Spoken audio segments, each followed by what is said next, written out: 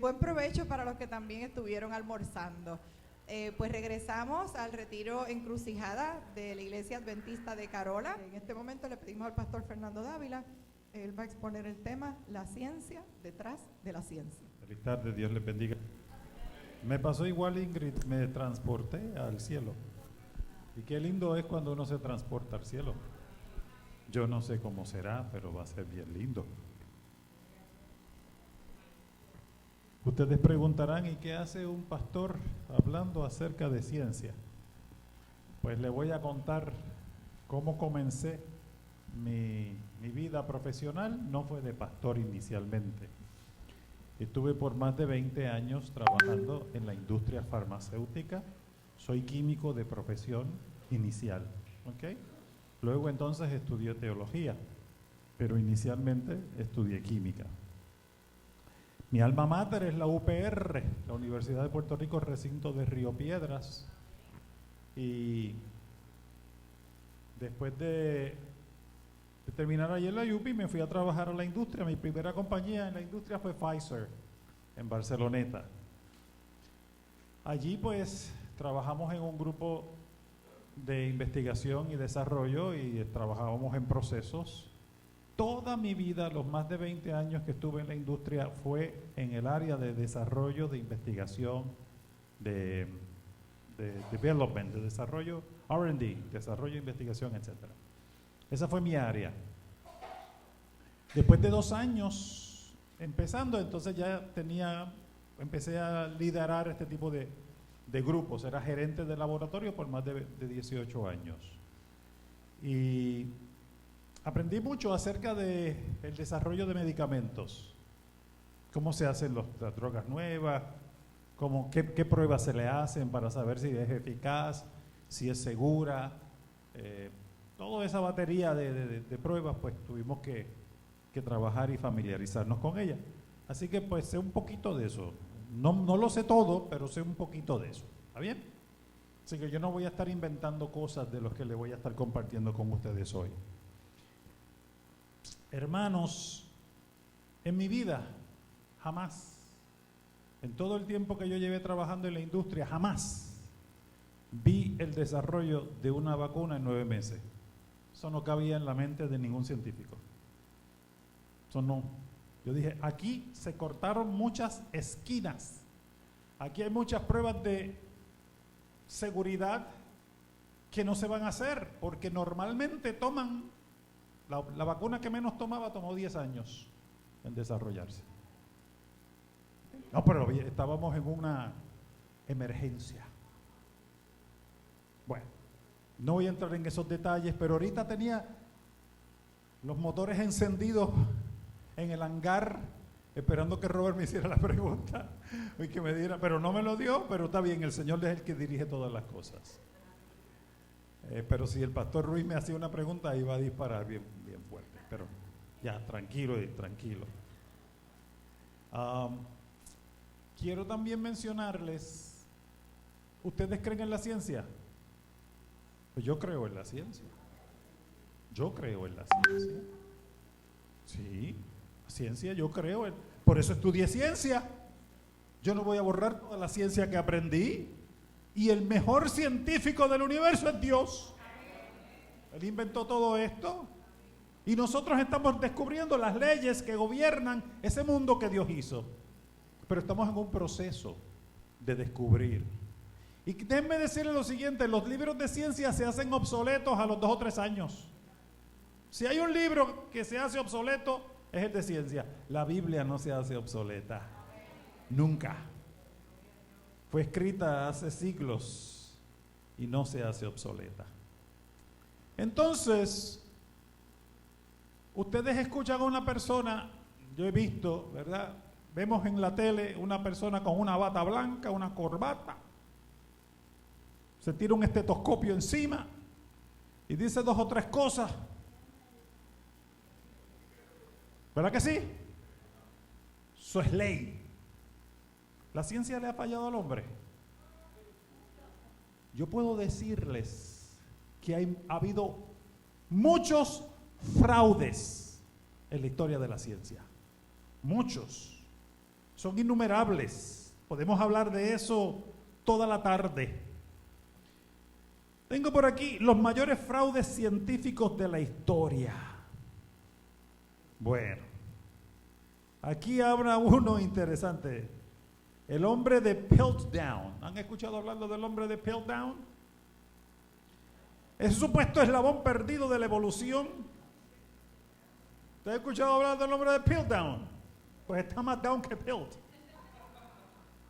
Porque resulta que hubo trampas para poner un supuesto eslabón perdido que no era cierto. Las consecuencias de estos engaños van más allá de la anécdota, ya que crean confusión y entorpecen la mente. Miren, mis hermanos, déjame tomar algunos ejemplos. Ese hombre de Piltdown resulta que era alguien cogió un cráneo de una persona, lo puso con la mandíbula de un chimpancé o de un orangután, le puso unos dientes de mono y dijo que ese era el eslabón perdido. Y luego se descubrió todo era una farsa. Pero la gente que hizo el trabajo eran gente que científicos, no eran cualquiera. Mire este otro que le voy a decir. Tengo algunos por aquí.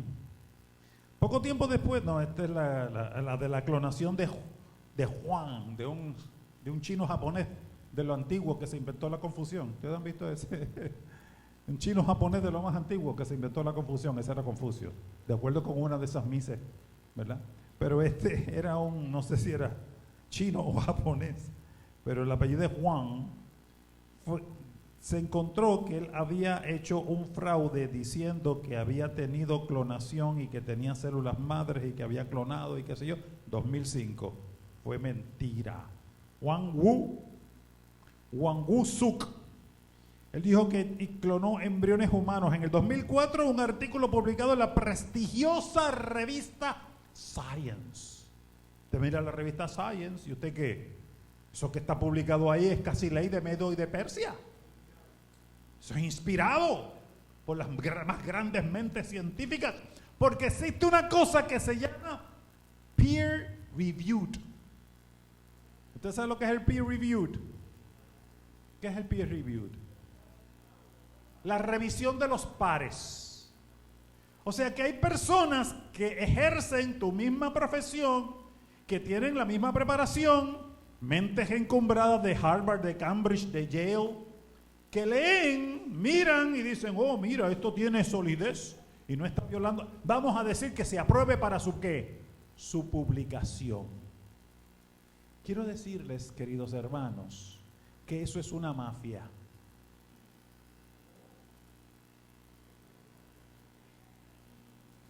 Es una mafia.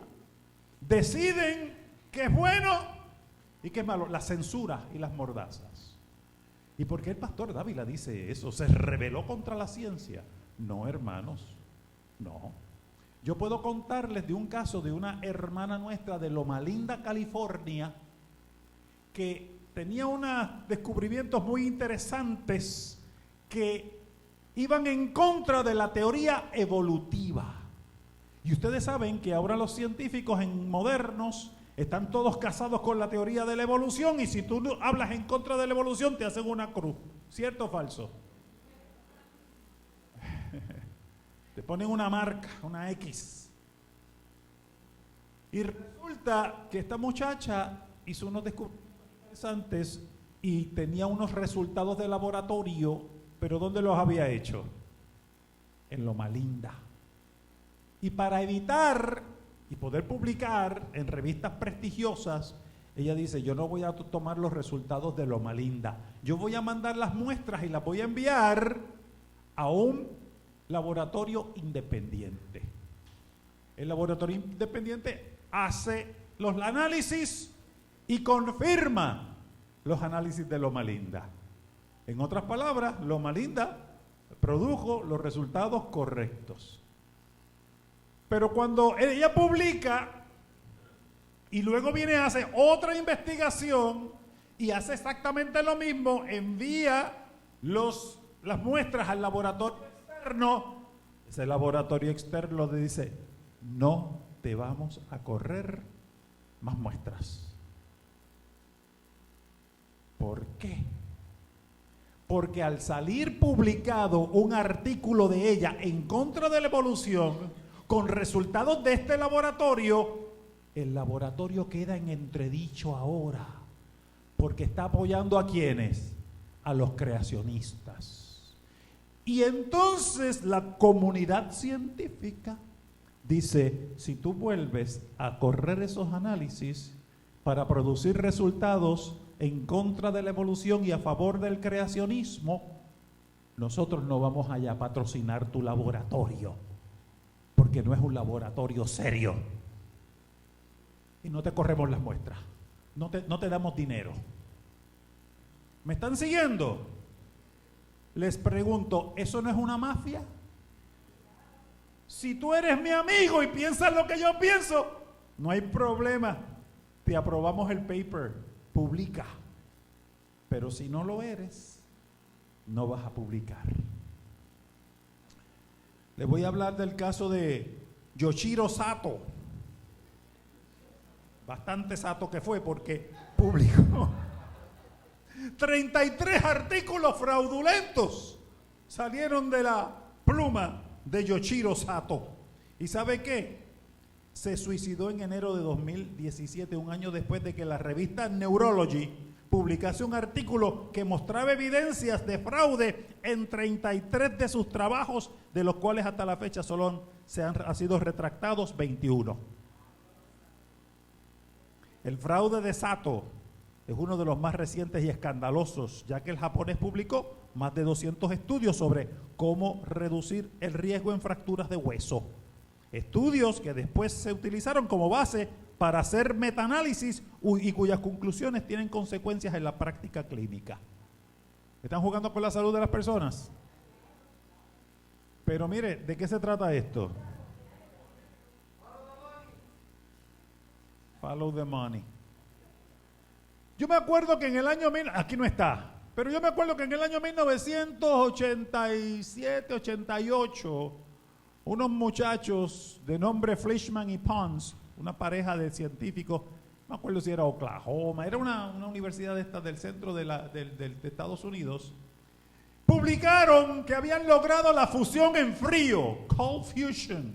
Mire, usted sabe lo que es la fusión. La fusión es el fenómeno donde usted toma dos átomos de hidrógeno y los junta, forma un átomo de helio y liberas energía en forma de luz y calor. ¿Quién hace eso? Lo hace Dios, pero lo hace el sol. Y el sol es una gran fuente de energía. Si se lograse, pero las temperaturas del sol son altas. Está caliente allí, ¿verdad? Hace calor. Si usted lograse conseguir fusión en frío, lograría la misma energía, pero en frío. Y para que tengan una idea, con un tanque lleno de deuterio o de agua de mar, que también tiene concentraciones de deuterio, usted podría correr el carro durante toda la vida útil. ¿Hubiese sido bueno la fusión en frío? Pero después se encontró que Fleischmann y Pons habían publicado un artículo fraudulento. Y resulta que, yo me acuerdo de esto bien, porque yo estaba empezando en la industria farmacéutica, en esta compañía que se llama Syntex, allá en Humacao, y nosotros estábamos, esa era la comidilla del día, comentar este tipo de cosas. Resulta que Fleischmann y Pons hicieron su artículo o su experimento utilizando electrones de platino. ¿Y sabe qué? Imagínense cómo se dispararon en la bolsa de valores las acciones del platino. Y aunque ustedes no saben quién tenía acciones en el platino, Fleischmann y Pons. Pero vamos a seguir. Mira. Déjame tocar esta en detalle. La mencioné ahorita, pero no lo toqué en detalle. A principios del siglo XX en Europa, en un continente lleno de tensiones previas al estallido de la Primera Guerra Mundial, el descubrimiento en Alemania fue una de las hombre de Piltdown era una mandíbula perteneciente a lo que después se nombraría como la nueva especie del Homo heidelbergensis. Debe ser de Heidelberg, que es una ciudad en Alemania. Heidelbergensis. Ponen en vanguardia a los británicos, que tampoco quieren ser menos en la carrera de los descubrimientos antropológicos. En 1912, los arqueólogos Charles Dawson y Smith Woodward afirmaron haber descubierto el eslabón perdido entre los simios y los seres humanos y mostraron al mundo un conjunto de fósiles que supuestamente se encontró en Piltdown, cerca de Londres. En 1953 se descubrió que todo era un fraude. Ni los huesos eran tan antiguos, ni pertenecían a un eslabón perdido en nuestra historia evolutiva. El cráneo era de un hombre de la Edad Media, la mandíbula de un orangután y los dientes de un chimpancé. Montaron ahí un rompecabezas. Sin embargo, la comunidad científica creyó durante más de 40 años en el hombre de Piltdown. Y esto obstaculizó mucho el estudio de la verdadera evolución del género Homo. Bueno, le voy a decir algo más. Aristóteles es un hombre sabio, filósofo griego.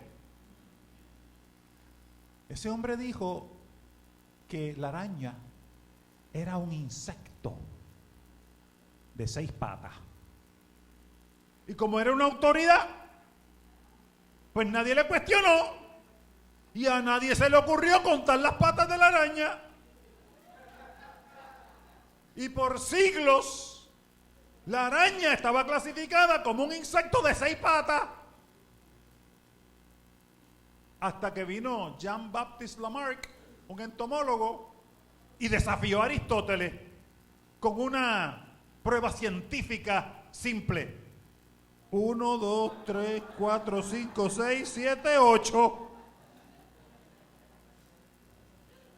Hubo que hacer un doctorado para contar hasta 8.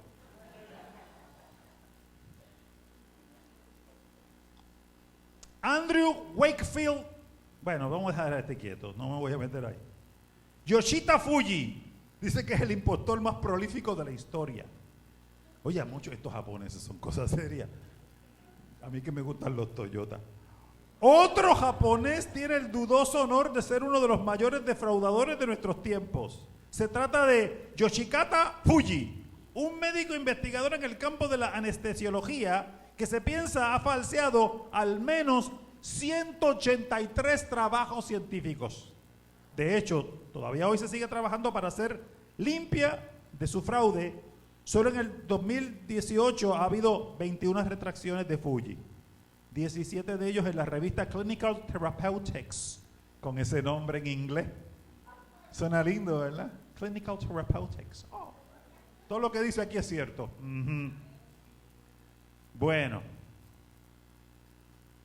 vamos a tomar otro. Joachim Bott, hasta que fue desbancado por Yoshita Fuji, también era anestesiólogo alemán y ostentaba el récord del autor con más artículos científicos retractados. Bott es sospechoso de haber falseado al menos 90 trabajos. Aquí hay otro eslabón perdido. En el 1999, la revista National Geographic, ustedes la ven, la leen, a mí me encanta. Y eso es ley de Medio y de Persia, ¿verdad? Presentaba en la portada el Archaeoraptor leonigensis, un dinosaurio con alas que podrían ser el eslabón perdido entre los dinosaurios y las aves. Pero dice aquí que fueron fósiles amañados. Poco después de un escáner demostró que los supuestos restos fósiles del dinosaurio pertenecían en realidad a un pequeño carnívoro que habían añadido partes de un ave. Otro fósil fabricado. No, hombre, no, un Frankenstein mal hecho. La estafa que consiguió engañar a la National Geographic Society es usada hoy por grupos creacionistas para defender que la evolución es un engaño. Pues sí, yo estoy de acuerdo que es un engaño. ¿Cuántos piensan que la evolución es un engaño? Convencido. Dong Byung-han y el VIH. Dong Byung-han Fue condenado a prisión por malversación de fondos públicos. El investigador de la Universidad Estatal de Iowa se enriqueció tras anunciar el desarrollo de una vacuna que conseguía crear anticuerpos contra el VIH en conejos. Poco después se demostró que lo que parecía un hito científico no era más que un truco. Al parecer, Ann había mezclado sangre de los conejos con muestras de sangre humana que contenían los anticuerpos. Hay inescrupulosidad. Can you say it for me, please? En la ciencia, inescrupulosidad, esto mismo. Oye, cuando a uno no le sale, no le sale. ¿Lo hay en la ciencia, sí o no? Claro que lo hay. En España también hay casos de fraude. Uno de los más recientes y sonados fue el del veterinario Jesús Ángel Lemus, un investigador que levantó sospechas porque sin tener demasiada experiencia ni grandes méritos académicos, empezó a conseguir resultados brillantes de la noche a la mañana y en forma constante. En el 2011 se encargó de los análisis de diversas muestras de cotorras exóticas que viven en libertad en Barcelona y publicó conclusiones alarmantes sobre la presencia de una bacteria que podía afectar la raza humana. Eso viene metiendo miedo. Sin embargo, varios análisis realizados en forma paralela por otros expertos obtuvieron resultados muy diferentes. Tras una investigación, el Comité de Ética del CSIC, comité cuestionó la veracidad de 24 publicaciones. Mire, hay un montón, yo no voy a seguir leyendo esto. Hay científicos serios, la mayoría, familia, pero cuando usted pone billones de dólares a correr, como que la seriedad y las conciencias de la gente se venden, ¿sí o no? Gran señor es don dinero, dice el refrán, pero la Biblia dice que la raíz de todos los males, ¿cuál es? El amor al dinero. Hay un caso de Haeckel, que yo creo lo tengo en la presentación, lo pasaré más adelante, pero hay un individuo de nombre Haeckel, que fue para principios del siglo XIX. Siglo XIX, que cuando estaba ahí, 1800, estaba Darwin con su apogeo, ¿verdad? No, para ser mediados del siglo XIX. Él era un gran fanático de la teoría evolutiva de Charles Darwin. Y él empezó a hacer trabajos con embriones. Y entonces tomó, en diferentes fases del desarrollo embrionario de distintos animales y del ser humano, gente que abortaba, él iba y hacía un sketch. Porque acuérdense que las cámaras y eso, no, él hacía que sus dibujitos, no habían sonogramas para aquella época. Y en los dibujitos que el hombre hacía, familia, encontró y dijo, mire, aquí está la colita, y decían que los hombres eran renacuajos y que tenían cola. ¿Ustedes han escuchado de que los seres humanos en etapa embrionera tenían cola? ¿Algunos de ustedes lo han escuchado eso? Le tomaron el pelo. Eso nunca fue cierto. Nunca fue cierto. Se descubrió a finales del siglo XIX de que eso había sido una gran mentira. Él falsificó los dibujos. Pero le digo algo. Hasta el otro día todavía se estaban publicando libros de biología para utilizarlos en los salones de clase con los dibujitos de Haeckel. McGraw-Hill, Prentice Hall, John Wiley, compañías grandes, publicando los dibujos de Haeckel para demostrar la teoría evolutiva. Oh, se lo cree todo el mundo.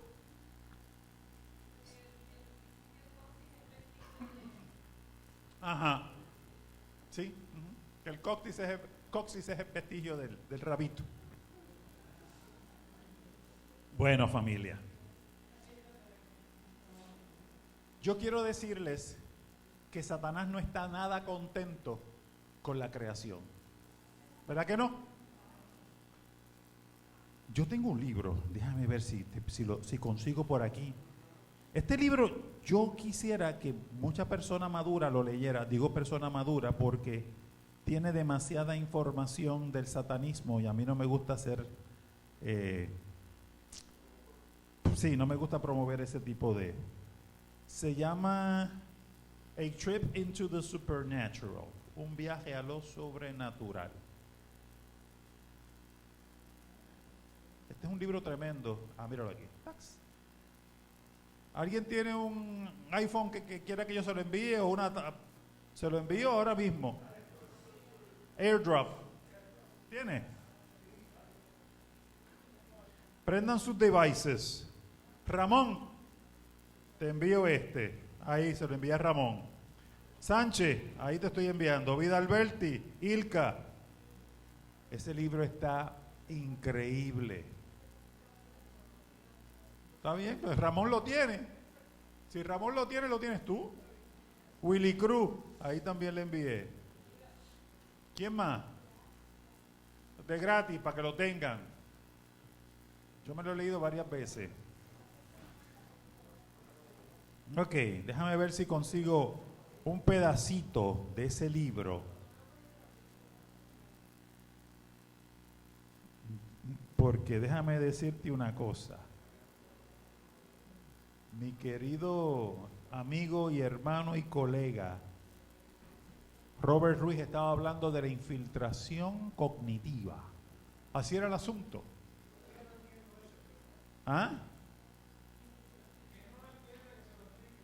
Ahorita te lavamos el cerebro y te explicamos. Eso es un lavado de cerebro por lo que yo veo y ya está. ¿Verdad? Pero en este libro desenmascara, entre otras cosas, cómo Satanás, que Dios lo reprenda, tomó control de la mente de Charles Darwin. Porque Charles Darwin había recibido unas sesiones de hipnotismo en su juventud o su niñez para unos tratamientos y se entendía que el hipnotismo era algo bueno. Y yo no sé cómo esto funciona, pero déjame ver si aquí está. Dice, la tercera parte del plan de Satanás sería destruir la Biblia sin en realidad poner fin a ella. Satanás expulsaría la creencia en Dios de la mente de millones de personas a través de la teoría de la evolución. El sacerdote dijo que Satanás había seleccionado a personas de gran intelecto para llevar a cabo su plan. Él eligió a un médico austriaco llamado Franz Mesmer para transformar el hipnotismo en un juego de lo oculto a una nueva ciencia. Mesmer dio origen a la teoría llamada del magnetismo animal. Los espíritus lo llevaron a creer que un fluido misterioso penetra en el cuerpo humano, permitiendo que ciertas personas tengan una poderosa influencia sobre otras.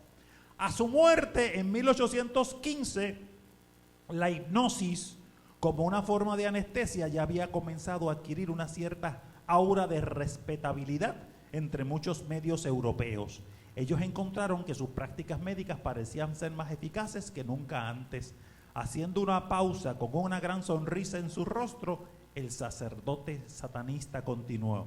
Ellos ni tenían idea de que en realidad estaban siendo energizados por los espíritus amistosos. El plan de Satanás para destruir la Biblia sin tener que poner fin a ella es la cosa más sagaz que he oído, y se echó a reír.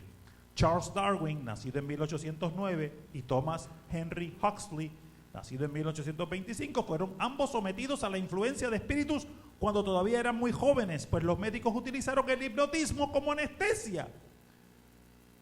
Dice que esto lo dice más adelante, que esto de la teoría evolutiva para Satanás era tan y tan importante que él no se lo delegó a nadie, que él mismo instruyó y puso información en la mente de estos grandes científicos para que desviaran la mente y produjeran esa teoría de la evolución. Terrible, ¿verdad? Léanse ese libro de Moreau. Yo si me lo permiten, voy a tocar unas cositas aquí de bioquímica para que nos los gocemos. Yo espero que ustedes se gocen tanto la ciencia como yo espero. La ciencia detrás de la ciencia. ¿Ustedes han escuchado hablar de que entre esas dos personas hay una química? ¿Sí o no? Y cuando hay química, ¿hay qué? Hay amor, ¿verdad que sí? Hay mariposas, pero yo le voy a hablar de la verdadera química del amor. Y yo no voy a entrar en nada de esto porque de verdad que esto fue para una presentación para otra cosa muy técnica y no me voy a meter en tanto tecnicismo. Pero si hay una molécula que a mí me encanta y me fascina, es la molécula del ácido deoxirribonucleico, cariñosamente conocida como ADN, DNA en inglés, desoxyribonucleic acid. El cuerpo humano es maravilloso. Podemos hacer cosas, pero lo que pasa es que nosotros sentados en el escritorio no hacemos muchas de estas cosas, pero ya Sánchez, que está jubilado, ya usted ve que está teniendo un cuerpo atlético como el del muchacho ahí de la foto. Entonces, le estoy mostrando aquí hay diferentes órganos, ¿cierto? Esos órganos que usted está viendo en el cuerpo, todos tienen el mismo tipo de tejido. Son tejidos distintos, pero todos están compuestos de proteínas, ¿cierto? ¿Sí o no? ¿Toda la carne es la misma carne? No, pero es carne. Una es la carne de los peces, dice Pablo, otra es la carne de las aves y otra es la carne de las bestias, ¿sí o no? No toda carne es la misma. Y hay cuerpos que terrenales y también hay cuerpos espirituales. Yo no voy a entrar en eso, pero eso me vuela la cabeza. Porque más del 90% de la materia del universo no se sabe qué. Materia oscura, porque no la vemos. Así que hay un mundo alrededor nuestro que no vemos, lleno de materia. Ahora, ¿pero cómo es posible que todas sean proteínas y que sean distintas? Porque esas células que las componen son distintas y por eso esos tejidos son distintos, pero el cuerpo humano está compuesto de proteínas. ¿Y qué es una proteína? Bueno, una proteína es una cadena de aminoácidos o que forman enlaces peptídicos conocida como polipéptido. ¿Han escuchado hablar de polipéptido? Poli quiere decir ¿qué? Muchos péptidos. Pero de eso que están viendo en pantalla, usted está viendo una cadena central. ¿Ven la cadena central en azul? Y hay unas cadenas laterales ¿en qué? En rojo. Pues la cadena central en azul son las unidades básicas y los enlaces peptídicos. Y lo que está para arriba y para abajo son lo que hace diferente un aminoácido de otro aminoácido. Porque un dipéptido está compuesto de ¿qué? De 2 aminoácidos y un enlace peptídico. Pastor, nosotros acabamos de comer. Mire, esa es la estructura sencilla de un aminoácido. Tiene a mano izquierda un grupo amino, el nitrógeno con los 2 oxígenos, ¿lo ven? Con los 2 hidrógenos, ¿lo ven? Ese NH2 es el grupo amino. Luego hay un carbono central que tiene un H para arriba y una R para abajo. ¿Pero qué compuesto químico tiene una R? Ninguno. Porque esa R es de rabo, de radical, de algo que tú le vas a pegar ahí. ¿Está bien? Y lo que está a la derecha, que tiene un carbono doble enlazado con un oxígeno y un OH, ese es un terminal carboxílico, que es un ácido carboxílico. Por eso se llama aminoácido. Tiene un componente amino y tiene un componente ácido. Ese es un aminoácido. Ese es el modelo, el esquema de un aminoácido. Ahora, mire qué interesante. El amino es una base y el ácido es un ácido, obviamente. Y ocurre una reacción ácido-base en donde se libera agua en el proceso y se unen un aminoácido con el otro. Porque la punta amino reacciona con la punta ácida de otro aminoácido. Vamos a ver si lo tenemos ahí. Mire, ¿sabes cuántos aminoácidos aproximadamente nosotros tenemos? Existen 20, 22 si quieres decir el número completo. Pero cójase dos decenas. 20 aminoácidos. Con 20 aminoácidos nuestro Señor Dios Todopoderoso nos construyó. No hay más nada, 20. Eso es maravilloso. Y el corazón tiene un tejido distinto al hígado, que tiene un tejido distinto al pulmón, que tiene un tejido distinto al cerebro, que tiene un tejido distinto de los riñones. Dios es maravilloso. ¿Y cómo es que lo hace con esos 20 bloquecitos? Y no solamente el ser humano, el mono, la vaca, el pájaro, el perro, los peces.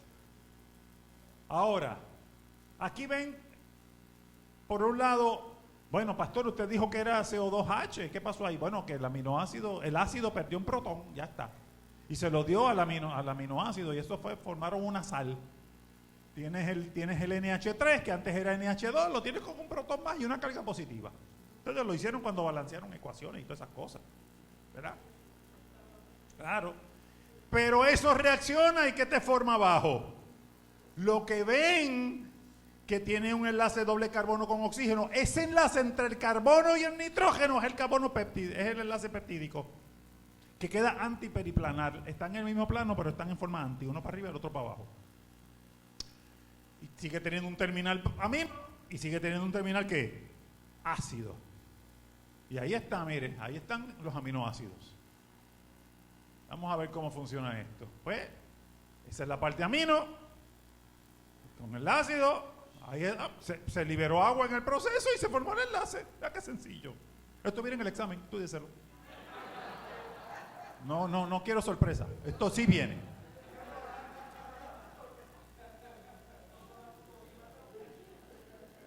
Y ahí tiene el dipéptido.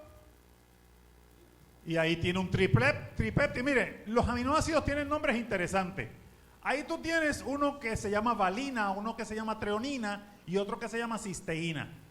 Porque yo le dije que dependiendo del rabito eran aminoácidos distintos, ¿se acuerdan? Pues ahí tiene un tripéptido, 3 aminoácidos diferentes. Entonces nosotros los químicos le ponemos una V, una T y una S y ponemos una cadena que dice T. Somos vagos los químicos. VTS, ya uno sabe que es valina, treonina y cisteína. Algunos de ustedes han escuchado esto, ¿verdad que sí? Cuando usted come carne, usted coge la carne, la puso en su cuerpo, usted tiene unas enzimas digestivas, las pepsinas, rompen los enlaces péptidos. No me mires con esa cara de asco. Esto pasa en el cuerpo, ni te das cuenta. Comes proteínas y nosotros rompemos las proteínas ¿en qué? ¿En qué las rompemos?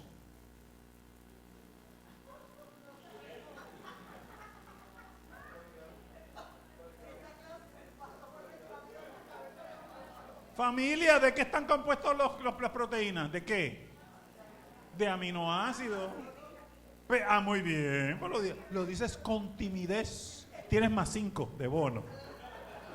Entonces usted rompe esa proteína en las unidades básicas, en los aminoácidos. Y ahora tu cuerpo va a utilizar esa carne. ¿Tú te convertiste en un pez porque comiste carne de pez? No. ¿Y el riñón se te convirtió en tejido de pez? No, porque el cuerpo ¿qué hace?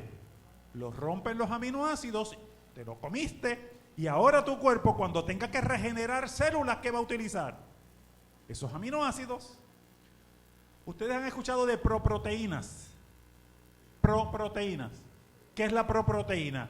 Algo que me ayuda a formar la proteína, aminoácido. Si tú tomas aminoácidos, estás evitando tener que hacer digestión en romper y utilizar la proteína de la carne para convertirla en proteína tuya. Así que los aminoácidos son buenos porque son proproteínas.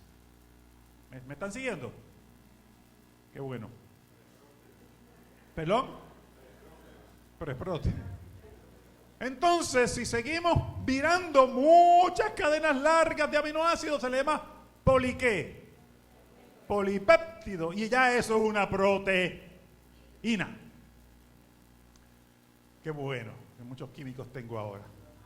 Y ese rosario que ustedes están viendo ahí, pues es una proteína larga que ahora tiene flexibilidad y puede, como es tan larga la cadena, pues una parte de acá de la cadena puede reaccionar con otra parte y forman unos enlaces disulfuro y forman unos enlaces de puentes de hidrógeno y hay unas estructuras terciarias y secundarias y cuaternarias preciosas.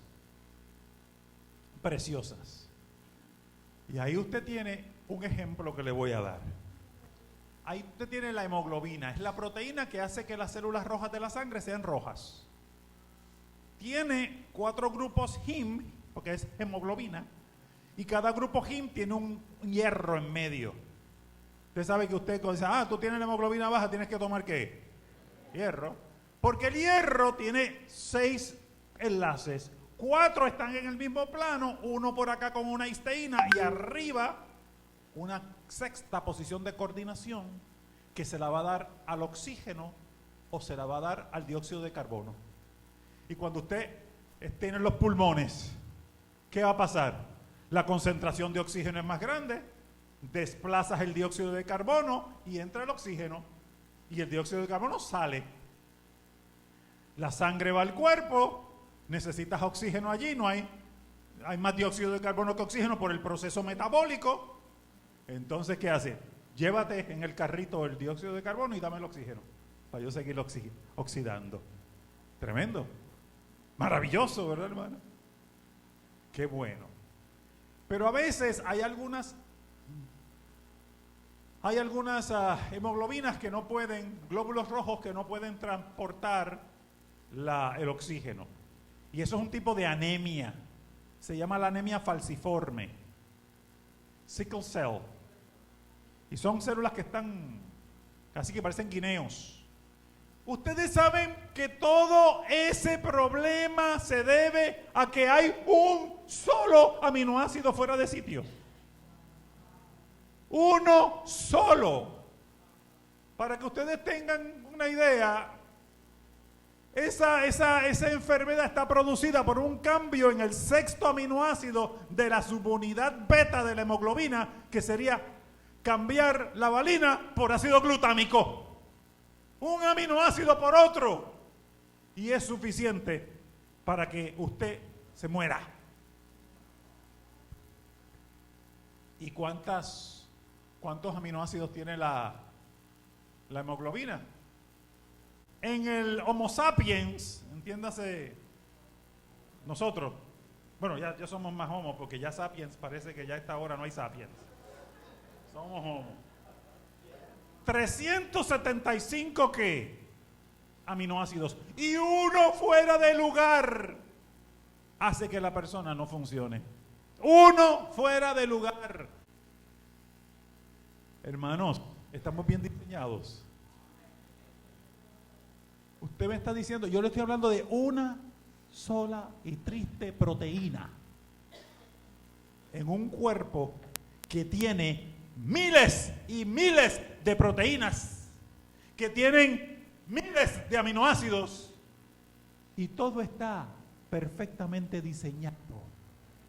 No es que esto ocurrió al azar, no es que los átomos se recombinaron como quisieron, es que hay un Dios todopoderoso que hizo un mapa de nosotros. Y en ese mapa lo hizo en esa molécula que se llama ácido desoxirribonucleico. Esa preciosa molécula que está dando vueltas ahí está compuesta de 4 bases nitrogenadas. Ahí están, la adenina, la timina, la guanina y la citosina. En el RNA, uracil por timina, y ya cambia la timina por un uracil y ya tienes RNA en vez de ADN. Y en esa molécula está el mapa completo. El mapa completo para construir a Ingrid Sebelén. ¿Cómo es el color de ojo? ¿Cómo es la forma de los ojos? La nariz, la boca, los dientes. Todo. Todo está en esa molécula, es el mapa que nos diseña. Y yo pregunto, ¿estará ahí la imagen de Dios? Dios nos creó a su ¿qué? A su imagen y semejanza. Y yo le pregunto a ustedes, ¿Satanás tiene molestia con la imagen de Dios? ¿Satanás quiere destruir el ADN? Claro que lo quiere destruir. Y yo te voy a mostrar algo bien interesante. Aquí hay un video. ¿Qué es el ADN y cómo funciona? ADN, también llamado ácido desoxirribonucleico, es una molécula. Es un montón de átomos pegados. En el caso del ADN, estos átomos se combinan para crear la forma de una larga escalera en forma de espiral, como está aquí. Si alguna vez has estudiado biología o visto la película Jurassic Park, probablemente has oído hablar de que el ADN actúa como un plano o una receta para un ser vivo. ¿Pero cómo?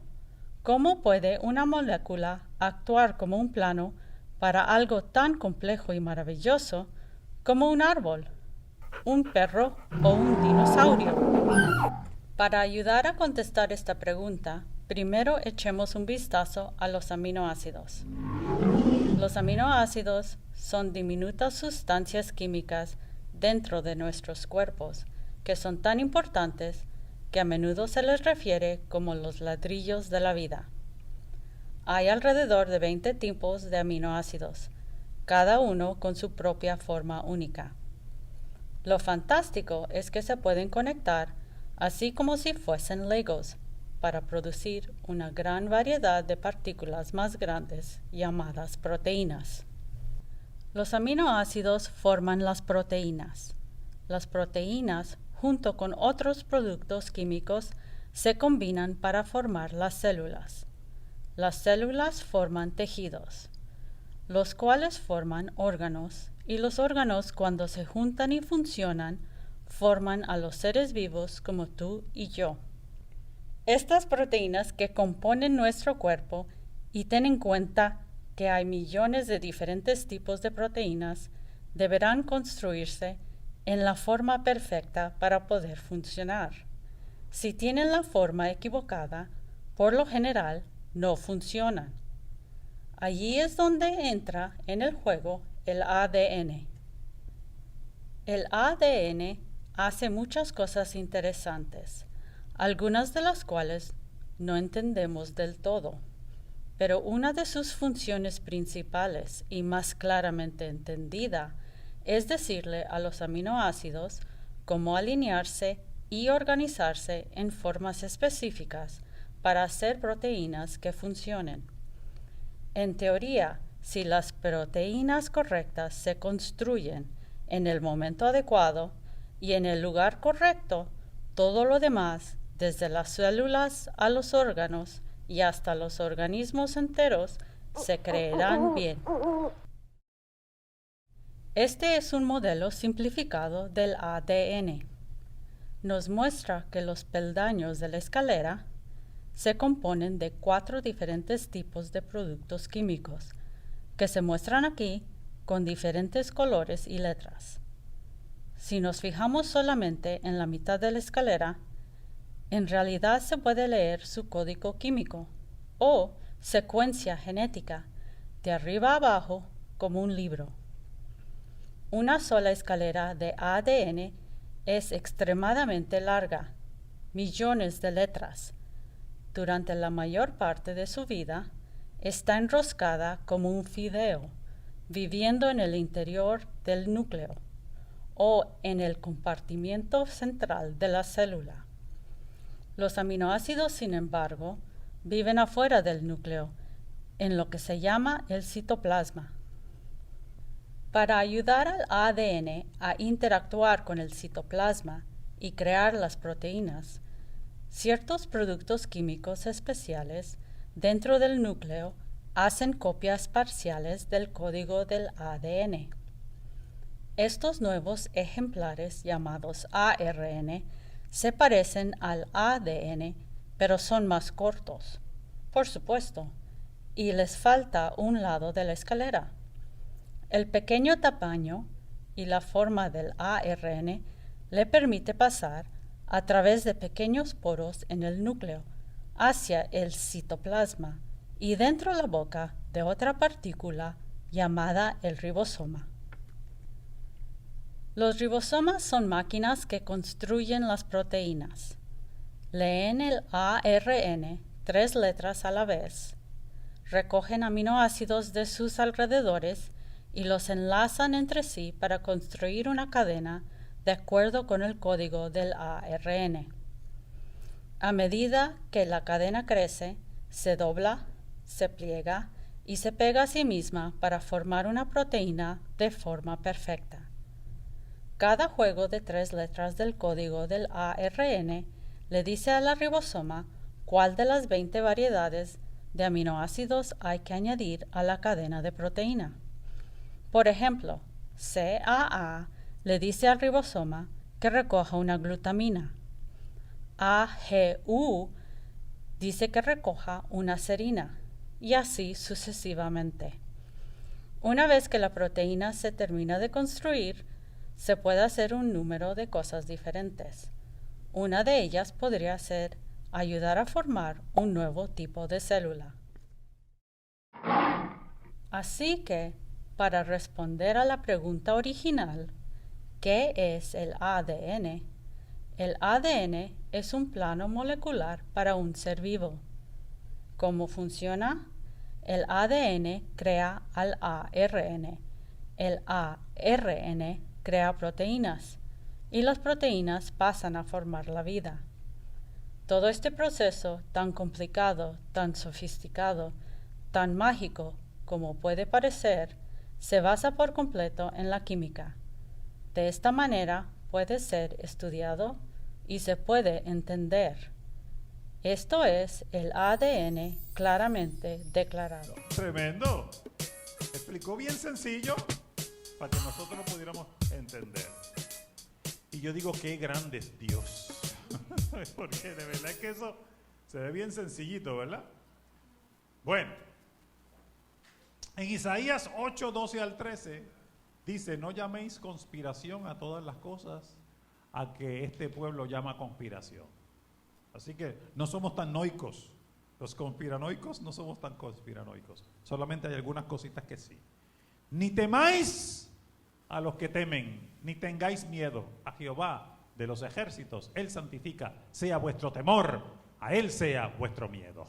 Óigame, después de ver eso, uno dice, wow, qué tremendo. Bueno, miren esta cita que fue escrita hace muchos años.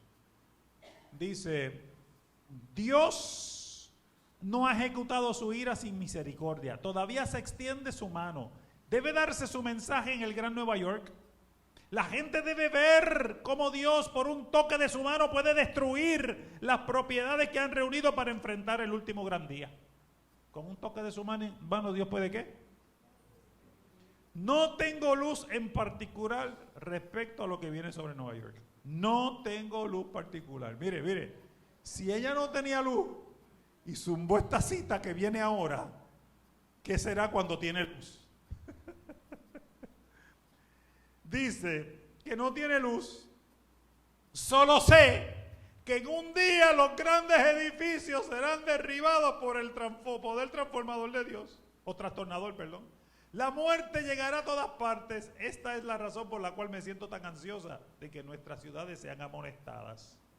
Óyeme, si Nostradamus hubiera escrito algo así, pero las boberías que escribió Nostradamus puede ser cualquier cosa. Pero ella es muy específica, tan específica que dice que estando en Nueva York, en cierta ocasión se me hizo contemplar en una noche los edificios que piso tras piso se elevaban hacia el cielo. Estos inmuebles, que eran la gloria de sus propietarios y constructores, eran garantizados ¿cómo? Incombustible, no se van a prender, no se van a quemar. Pero la siguiente escena que pasó delante de mí fue una alarma de incendio. Los hombres miraban estos altos edificios reputados incombustibles y decían, están perfectamente seguros, pero estos edificios fueron consumidos como la pez, como la mecha. Y las Torres Gemelas no fueron consumidas como si fuera una mecha de alquitrán así. ¿Sí o no? Dice, las bombas contra incendio no pudieron impedir su destrucción, los bomberos no podían hacer funcionar sus máquinas. Bueno, voy a hablar un poquito de esto. Yo quiero decir, no me hagas eso. Me trepo en el podio de Sánchez. No me hagas eso. Que me falta la azuquita está en el fondo, chica.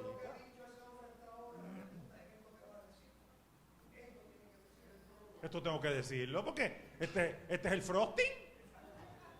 Ya hice el bizcocho. Sí, esta fue una introducción. Mire, los viruses no tienen razón de existir. Las bacterias, sí. ¿Me están entendiendo? ¿Usted puede vivir sin viruses? Feliz de la vida. Pero sin bacterias usted no vive, porque hay una simbiosis entre las bacterias y nosotros. Y si no las tuviéramos, estaríamos muertos. Claro, hay bacterias patógenas que no las queremos. Y hay bacterias que hay en unos lugares del cuerpo que no los queremos ¿en qué? En otros lugares del cuerpo. Los coliformes hacen falta en el intestino. Cómase un coliforme para que vea. Ahora, mire esto. El virus no tiene vida. Las bacterias sí. ¿Satanás puede crear vida? No. Entonces, ¿para qué existen los viruses que lo único que hacen es destruir la imagen de Dios en el ADN? ¿Me está siguiendo lo que estoy diciendo? En el cielo, en la tierra nueva, no va a haber viruses. No va a haber, porque no tienen razón de ser.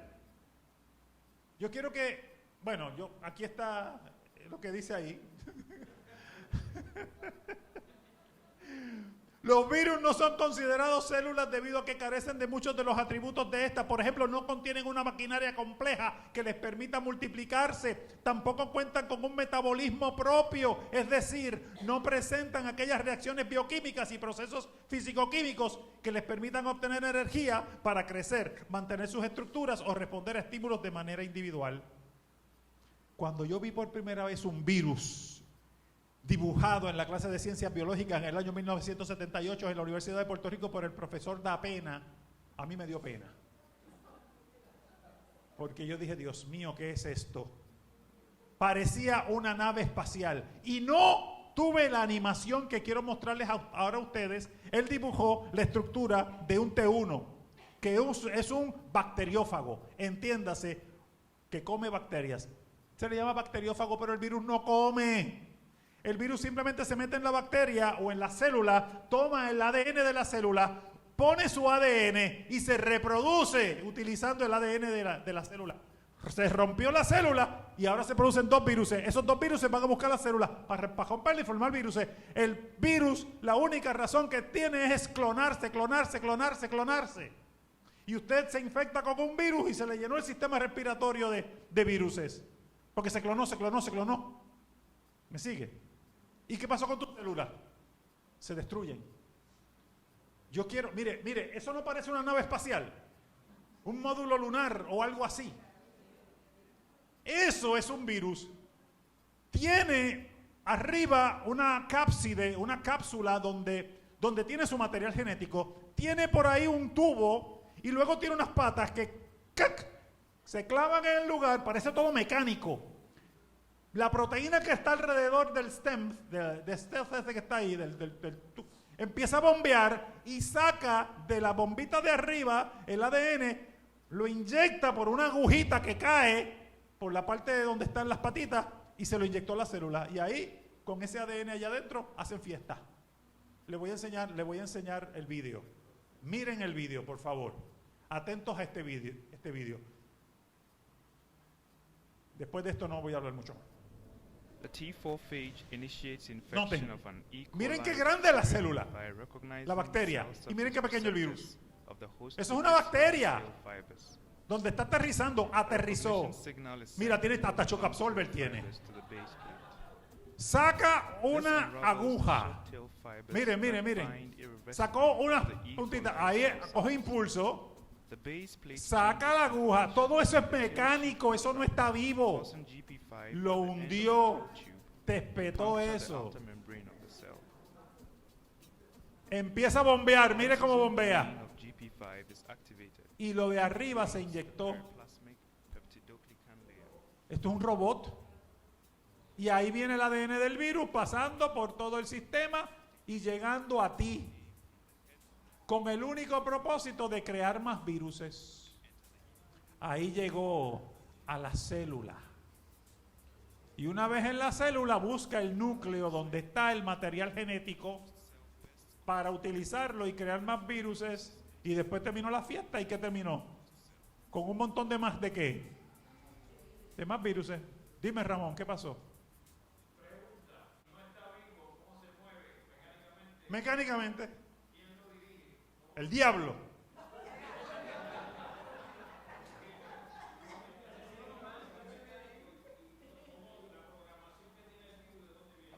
De su ADN. Alguien lo hizo, alguien. ¿Hay diseño inteligente detrás de un virus?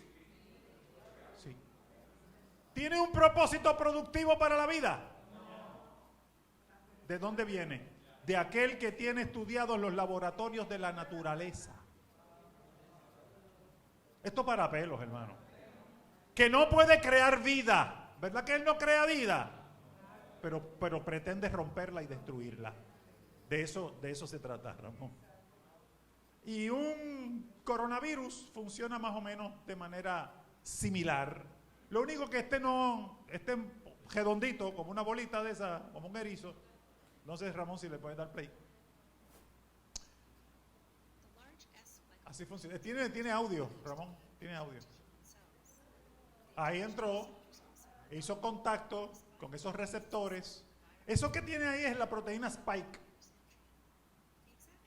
Que dicho sea de paso, las vacunas lo que hacen es que no te están inyectando el virus atenuado, como normalmente se hace. En estas vacunas, que no son vacunas, que son tratamientos genéticos, lo que te hacen es que te inyectan.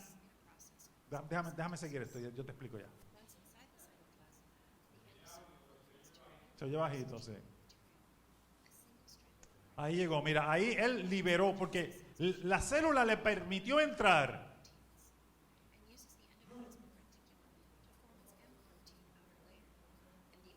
En estos tratamientos genéticos lo que hacen es que te están inyectando el RNA mensajero, el que produce la proteína, para que tú tengas entonces la proteína Spike, que es la llavecita que hace que el coronavirus entre al citoplasma. Pero están diciendo, no, esto no entra al núcleo. Hay artículos que están sugiriendo que sí está entrando al núcleo. Y si entra al núcleo, entra a tu ADN. Claro. Bueno, vamos a darle para el frente porque yo no quiero seguir mirando la cara de Ingrid de tristeza. Vamos más para el frente porque si no voy a tener pesadilla esta noche. Vamos más para el frente, ahí está. Yo voy a quitar estas transparencias para mi propio bien. Dice aquí que Satanás se hace pasar ¿por quién?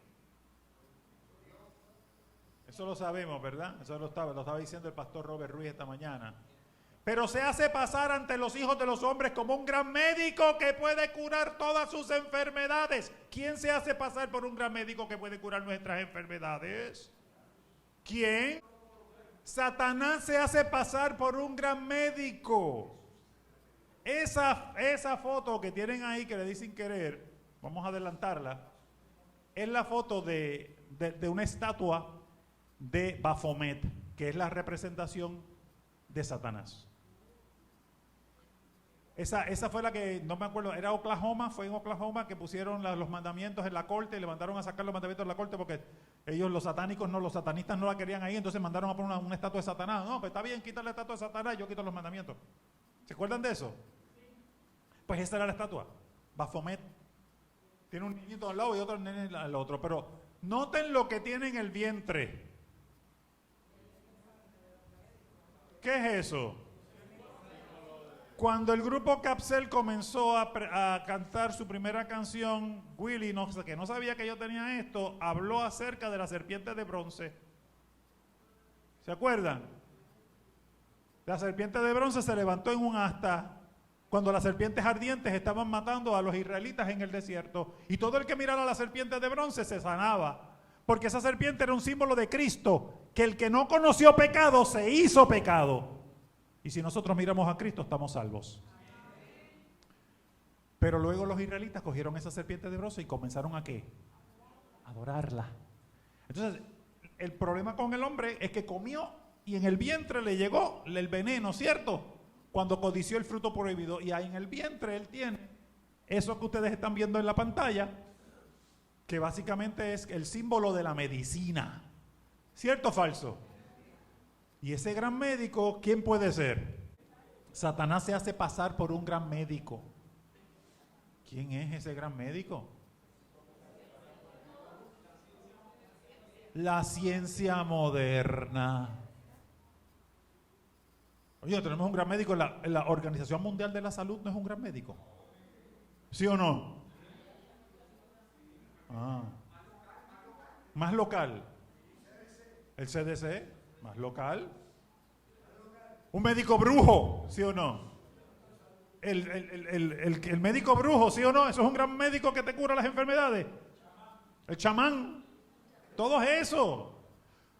Al final del tiempo, mis amados, nosotros no vamos a tener la protección de ningún plan médico, nosotros no vamos a tener la protección ni ayuda de nada, nosotros solamente vamos a confiar en Dios y en los 8 remedios naturales. Yo no, ya, lo voy a dejar aquí. Lo contestamos después. Miren, mis hermanos, Juan 16:33, con eso termino.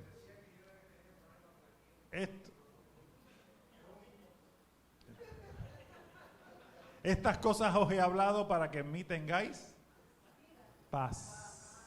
En el mundo tendréis, pero confiad porque yo he vencido. Cristo venció, Cristo nos da la victoria, en Él ponemos nuestra fe. No pongas la fe en cosas artificiales, pon la fe en lo natural, pon la fe en lo que Cristo te dio. ¿Utiliza la medicina? Claro que sí, no estoy diciendo que no. No estoy diciendo que no. Hay muchos descubrimientos y muchos hallazgos que han sido ¿qué? Muy buenos para nosotros. Ojo, estudiemos. No demonicen todo lo que sea genético, no lo demonicen. Porque hay muchas cosas interesantes que se puede hacer con la genética. ¿Está bien? Pero hay que instruirse, hay que leer y hay que saber por dónde viene la cosa. ¿Okay? Dios me lo bendiga.